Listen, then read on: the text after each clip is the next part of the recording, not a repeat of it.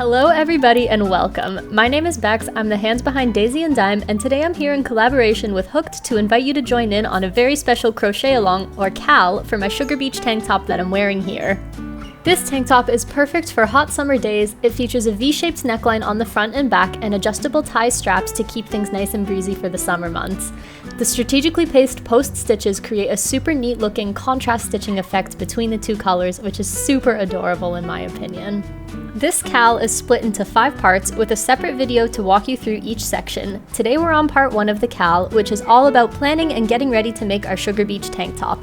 Let's get into it. Sugar Beach is worked from the top down. We work the neckline first, increasing at the center stitch to widen the top and also shape the neckline. Then, to lengthen the top, we'll continue adding rows and making increases in the center, but to keep our edges straight, we make decreases on the left and right sides to cancel out the increases made in the center. Once the desired length is achieved, we will work the right and left corners of the panel until they're filled out and squared off. We'll make 2 of these identical panels, then seam them up the sides. Finally, we just have to add the neckline edging and straps and the bottom edging, and we're all done with our Sugar Beach tank top. Let's talk a little bit about yarn and gauge. For this project, the recommended yarn is Hoooked Eucalys, which is made from 100% eucalyptus fibers. It's soft, silky, and breathable, which is perfect for a summer top. I'm using the colors Bianco and Solaire for mine, but feel free to use whatever you like. As for a gauge reference, I'm using a 5mm hook, and my gauge is 10 rows and 16 stitches within a 10cm or 4-inch square.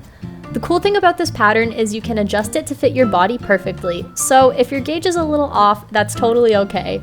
You can always work more or less stitches or rows to get everything fitting the way that you want it to.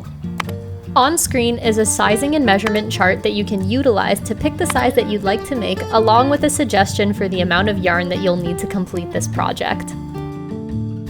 This wraps up our first week of our Sugar Beach cal. Today we discussed an overview of the project, the construction method, yarn and hook choice. Next, we'll be starting on making the top, starting at the neckline. See you then, and happy crocheting!